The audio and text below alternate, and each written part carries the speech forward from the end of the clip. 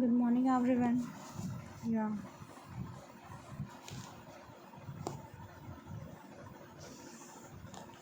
which of the following is not included in the category of intangible asset? Machinery. Machinery is not included in the intangible asset. This is an tangible asset. Fine. A statement which is true in relation of liability. Claims against the resources currently existing obligation with the firm intend to meet at some time in future. It must be capable of being expressed in money term. The claim against the resources, जो resources उसके against claim करना true क्या है, liability के duration में क्या क्या चीज़ें ट्रू है. Currently existing obligation which are in the firm intend to meet as some time in the future. It must be capable of being expressed in the money term. तो capable होना चाहिए express करने के लिए money terms के according. 1 2 3 4 first second third fourth सब सही है.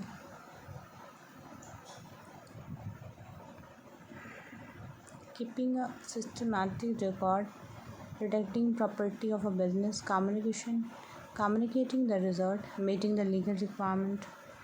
Yeah. Accounting is then also defined an information system because the function of an accounting is to provide quantitative information, preliminary financial and nation about economic entity. Economic entity के बारे में बताया गया है. The function accounting is to provide the quantitative information, preliminary financial and nation about economic entities, and what the limitation of the money measurement concept. Any transaction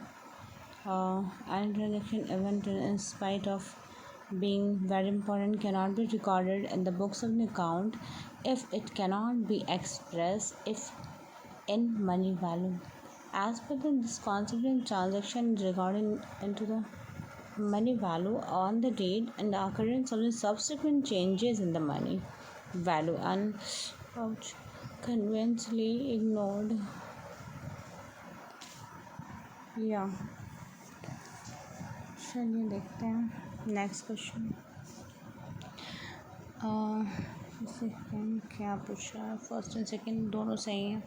A and B. According to the which of the following the concept in fix the asset and depreciated over their useful life rather than over a shorter period of time on the expectation of an early liquidation going concern concept.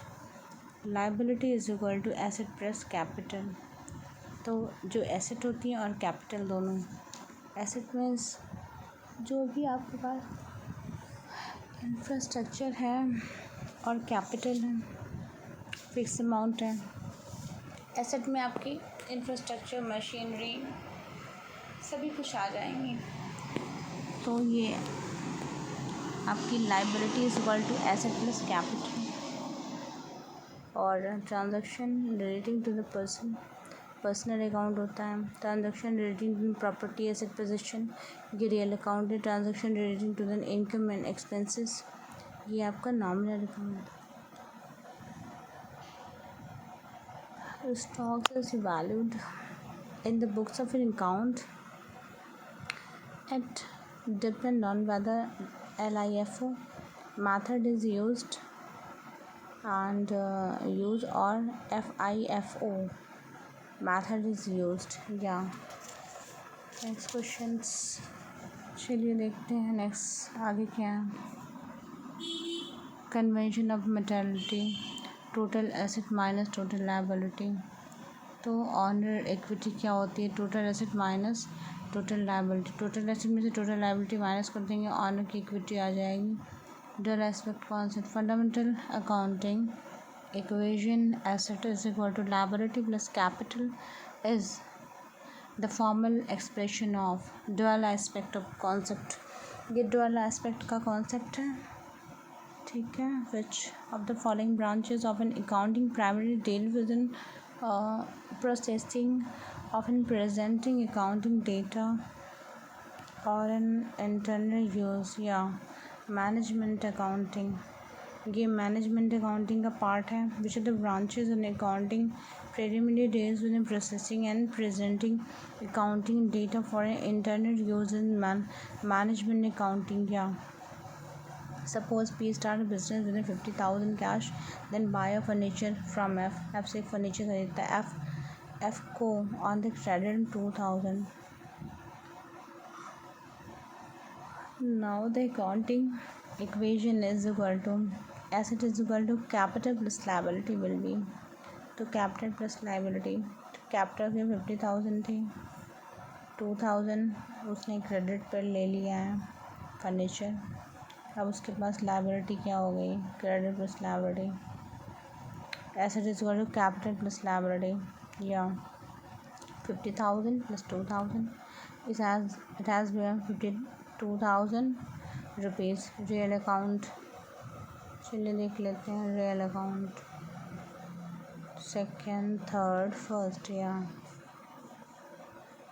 Second, ये हो गया आपका third और ये first.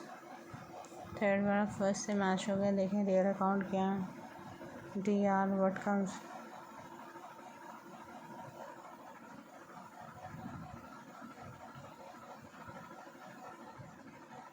DR what comes in credit what goes out. तो debit account what comes in जो कि debit होकर आ रहा हो, क्रेडिटेड what goes out. तो रियल अकाउंट है जो बाहर निकल जाता है पैसा वो क्रेडिटेड है. what goes out ये रियल अकाउंट में. नॉमिनल में क्या है? DR all expense debited. All expense and losses तो डेबिट हो गया. Credit all gains and incomes तो क्रेडिटेड हो गया है. नॉमिनल अकाउंट में ऑल एक्सपेंसेस और losses. Debit account credit account क्या है? Debit account expenses and losses है. क्रेडिट अकाउंट जो ऑल गेन और इनकम हुई है. रियल अकाउंट में क्या है? Debit what comes in, credit what goes out. आपने क्रेडिट किया है. Debit what comes in. Fine. Personal account debit the receiver, credit the giver. Personal account में debit the receiver, credit the giver जिसने दिया है पैसा. रिसीव किया debit account the receiver. Fine. तो क्रेडिट और डेबिट अकाउंट आप डिफरेंट सिनेरियो में आपने देख लिया कि रियल अकाउंट में क्या चल रहा है, नॉमिनल अकाउंट में क्या चल रहा है, पर्सनल अकाउंट में क्या चल रहा है. ऑल एक्सपेंसेस एंड लॉसेस ये आपका हो गया नॉमिनल अकाउंट में. और क्रेडिट मतलब ऑल गेन्स एंड इनकम. और पर्सनल अकाउंट में डेबिट द रिसीवर होता है, क्रेडिट द गिवर होता है. जैसे क्रेडिट तो हम दे रहे हैं, क्रेडिट कर्जा दे रहे हैं. और डेबिट द रिसीवर तो जो अमाउंट रिसीव हुआ है. क्रेडिटेड गिवर मीन्स बैंक से आपने लिया अमाउंट और वो आपके अकाउंट में क्रेडिट हुआ है. उस अमाउंट को क्रेडिट किया गया है.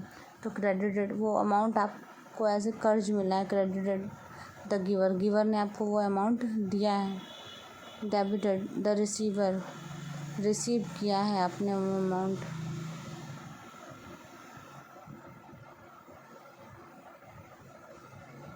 फाइन.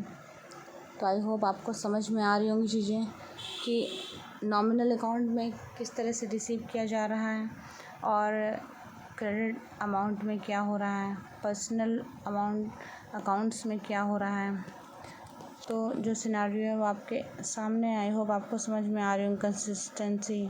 कंसिस्टेंसी क्या कहती है? Accounting procedure is an entity should be followed uniformly from period to period.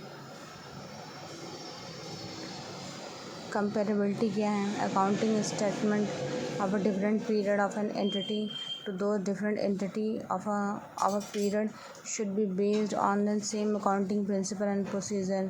Conservatism क्या कह रहा है? Conservative losses and anticipated and accounted for in advance and profit are not accounted for until released. realized disclosure.